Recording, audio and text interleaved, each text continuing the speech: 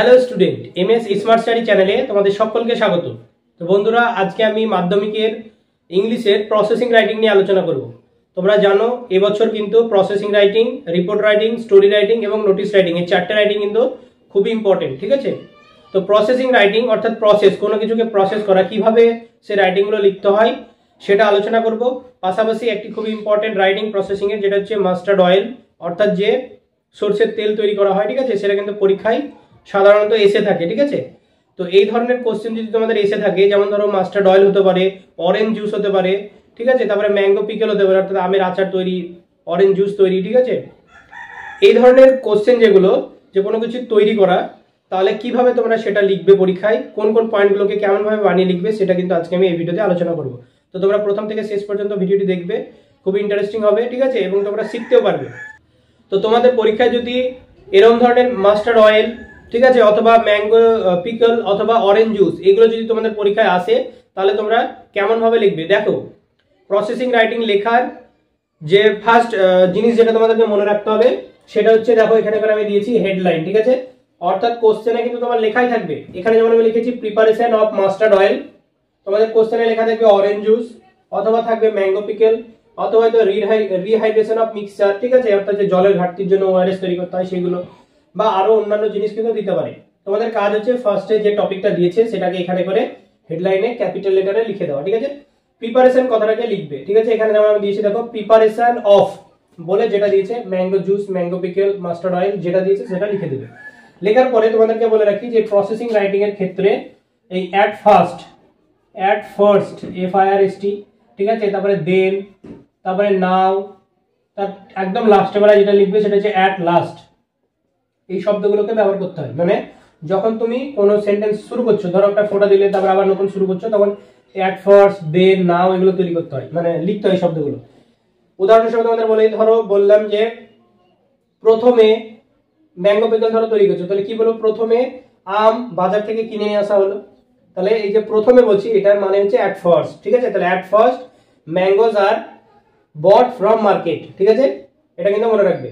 আচ্ছা, দেন তারপরে, ঠিক আছে? দেন কথার অর্থ কি? তারপরে। না হচ্ছে এখন, ঠিক আছে? তো আমি এরপরে ধরো বললাম যে যেগুলো পচা আম রয়েছে সেগুলোকে বাদ দিয়ে দিলাম, তাহলে দেন দ্য রটনস অনস আর রিজেক্টেড, ঠিক আছে?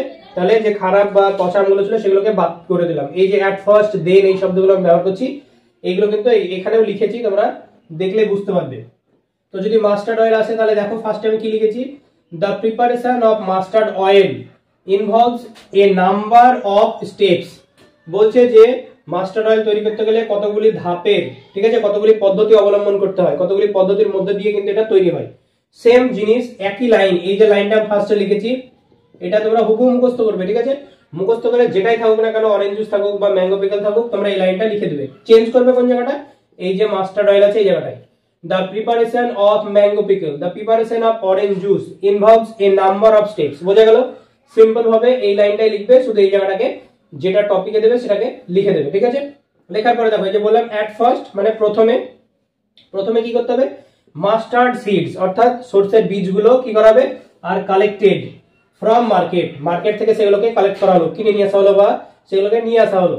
এখানে যদি তোমার ম্যাঙ্গো পিকল থাকে, ঠিক আছে, বা অরেঞ্জ জুস থাকে, তাহলে কি করবে? যে oranges are collected from market, mangoes are collected from market থেকে নিয়ে আসা হলো, কালেক্ট করা হলো। বা বট হচ্ছে BOUGHT, ঠিক আছে? বট, বাই এর পাস্ট ফর্ম বট, এটা লিখবে, ঠিক আছে?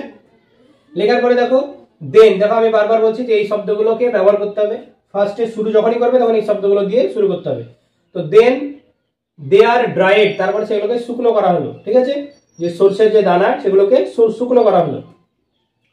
আফটার দ্যাট, তারপরে দে আর ক্রাশড ইন এ মেশিন, তাদেরকে মেশিনের মধ্যে ক্রাশড করা হলো। অর্থাৎ তোমরা জানো যে মাস্টার্ড অয়েল তৈরি করতে গেলে কি করতে হয়? মেশিনের প্রয়োজন হয়, ঠিক আছে? বাড়িতে কিন্তু করা যাবে না।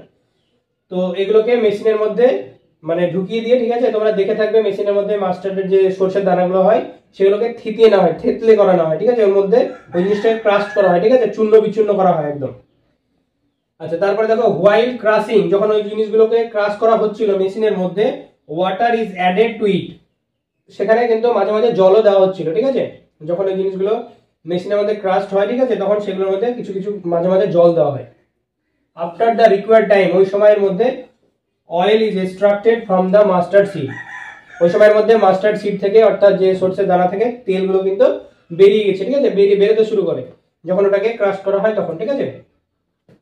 অ্যাট দিস স্টেজ, ওই পর্যায়ে অয়েল কেকস আর সেপারেটেড, যে অয়েল কেকস তোমরা জানো, ঠিক আছে, যেটা সরষের মানে তেল বের করার পরে এক ধরনের কেক বের হয়, ঠিক আছে, সেটাকে তোমরা জানো যে আচ্ছা এই যে অয়েল কেক বলছে, অয়েল কেক তোমরা জানো যে মাস্টার্ড সিড গুলো যখন পিসা হয়, ঠিক আছে, বা তেল তৈরি করা হয় তখন সেগুলো থেকে কেক, যেগুলোকে আমরা খোল বলে থাকি, ঠিক আছে, সেই কেক কিন্তু বের হয়, সেটা সেপারেট হয়ে গেছে, সেটাই বলছে সেপারেট করা হয়। Then the oil is kept in containers, এটা NERS, ঠিক আছে, কন্টেইনার্স মনে রাখবে, CONTAINERS, কন্টেইনার্স, অর্থাৎ পাত্রের মধ্যে তেলগুলোকে তখন ভরে রাখা হয়, ঠিক আছে। Next the containers R sealed, তারপরে যে কন্টেইনারটা তৈরি সেটাকে সিল করে দেওয়া হয়, ঠিক আছে, বন্ধ করে দেওয়া হয়।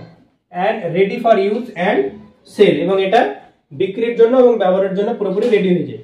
তাহলে এই যে প্রিপারেশন অফ মাস্টার্ড অয়েল তোমরা লিখলে, ঠিক আছে, এখানে যদি আমি বললাম পাশাপাশি এই ধরনের কোনো টপিক তোমাদেরকে দিয়ে থাকে তাহলে কিন্তু তোমরা সেম লাইনগুলোকে ব্যবহার করে, ঠিক আছে, কিছুটা চেঞ্জ করে করে এটা লিখতে পারবে।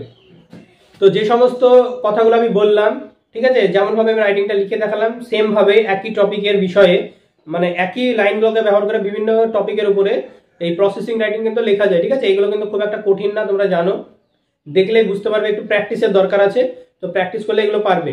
দেখো আমি তোমাদেরকে বারবার বলছি যে এমন না যে একটা রাইটিং বলবো আর এটাই চলে আসবে, এটা কিন্তু কোনো স্যারই কোনো টিচার বলতে পারবে না, ঠিক আছে। একটা রাইটিং করে একটা রাইটিং আসবে, মাধ্যমিকের ক্ষেত্রে অন্তত এটা সম্ভব নয়, তার জন্য কিন্তু তোমাদেরকে কিছু রাইটিং প্র্যাকটিস করতেই হবে, ঠিক আছে। এবং তোমাদের যাতে পরিশ্রম কম হয় তার জন্য আমি বারবার বলছি ফরম্যাট ফলো করো, অর্থাৎ একটা রাইটিং প্র্যাকটিস করবে এমন ভাবে লাইনগুলো, ঠিক আছে, যেগুলো ওই টপিক বাদে যদি ওই লেভেলের সিমিলারিটি থাকে, মানে একই মিল রয়েছে এরকম টপিক যদি পরীক্ষায় দেয় তাহলে সেগুলো কিন্তু তোমরা যাতে লিখতে পারো সেই ধরনের ভাবে সেইভাবে প্র্যাকটিসটা করবে। পাশাপাশি এই ভিডিওটি যদি তোমাদের ভালো লেগে থাকে অবশ্যই লাইক করবে, চ্যানেলটিকে সাবস্ক্রাইব করে সঙ্গে থাকবে। ভালোভাবে পড়াশোনা করো, সুস্থ থাকো। তো আজকে এই পর্যন্ত, দেখা হচ্ছে পরের ভিডিওতে।